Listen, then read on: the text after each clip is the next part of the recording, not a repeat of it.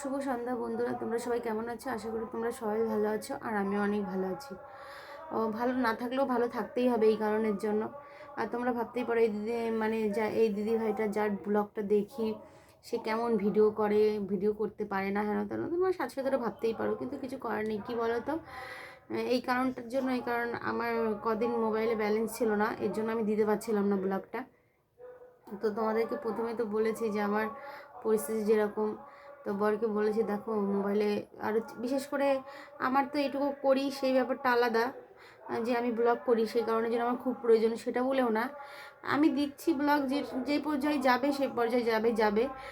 তার থেকে বড় কথা, ছেলেকে এখন স্কুলে দিয়েছি, আর ওকে একটু স্কুলের জন্য ওর ম্যাডামরা পড়াশোনাটা পাঠায়, সেই সেইটা দেখেই একমাত্র ওকে ওর জন্য আমাকে মোবাইলটায় পয়সা ভরা খুব দরকার, যে ওই পড়াগুলো দেখে ওকে পড়াতে হয়, কি সাবজেক্ট নিয়ে যেতে হবে সেটা দেখে বইগুলো ভালোভাবে ওর ব্যাগের মধ্যে দিয়ে দেওয়া, বিভিন্ন কাজের জন্য, বিশেষ করে এই ওরই বিভিন্ন কাজের জন্য ব্যালেন্সটা ভরার খুব দরকার মোবাইলে।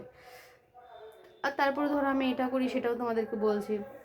তো হয়তো ভাবতে পারো কোন পাগল একদিন দেয় ভিডিও করে আর একদিন ভিডিও করে না। তো আমি আগেই বলেছি যে দেখো, একটা ফোন নিয়ে আমি সব কিছু করি, একটা ফোন নিয়ে বিশেষ করে আমার বর দেখে, আমার ছেলে দেখে, আমি দেখি, একটা ফোন নিয়ে বিশেষ করে আমাদের সবার দেখা হয়, আমার ছেলের দেখা হয়, আমার দেখা হয়, আবার আমার বর, সেটা আমি তো বলেই দিয়েছি। এবার তারপরে তোমরা ভাবতে পারো হয়তো যে দেখো, একই কথা বারবার হয়তো বলছি আমি, যে যে এই মহিলাটা একই রকম কথা, যেটা সত্যি সেটাই আমি বলছি। তারপরে আবার এই কদিন ব্লগ দিই না, সেটাও ভাবতে পারো যে কেন এনার ব্লগ কেনই বা দেখবো, উনি একবার দেয় একবার দেয় না, সেটা ভাবতেই পারো, সেটা না ভাবার কিছুই নেই।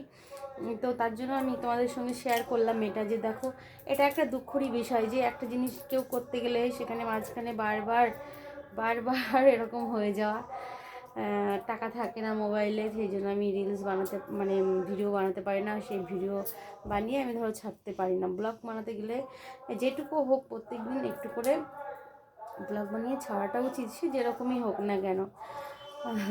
তো আজকে আমার বর আজকে দুপুরে করেছে, তো আমার মোবাইলে ব্যালেন্স ভরেছে, আর আমার ছেলে একটা ছোট্ট ভিডিও করেছে।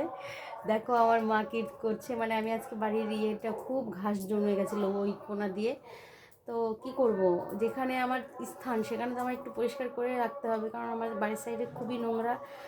আর নোংরা কী বলো তো, এখানে জল জমে তো আমার ঘরের পাশটায়, আর জল জমলে সেখানে ঘাস টাস একটু হয়, তাড়াতাড়ি করে জন্মায়, তার জন্য আর কি ওই জায়গাটা পরিষ্কার করছিলাম। তো তখন থেকে পেছন থেকে আমার ছেলে আমার ভিডিও করছে, ও মা এরকম করে বলছে, আমার মা কী করছে দেখো।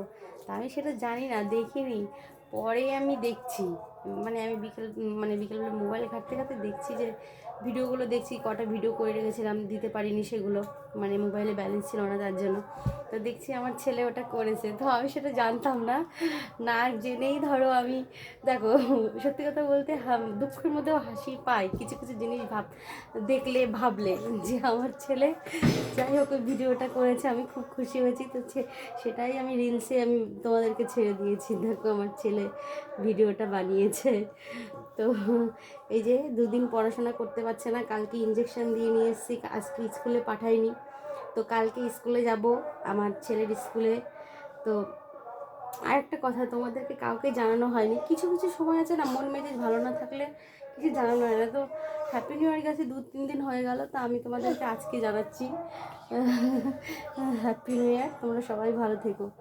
আর কালকে আমি যাব ছেলেকে নিয়ে স্কুলে, সকাল থেকে ব্লগে দেখিয়ে দিতে পারি কিনা এখন আর কথা বলবো না। শুভরাত্রি, তোমরা সবাই ভালো থেকো, এইটুকুই আমার ব্লগ আসছে, ঠিক আছে?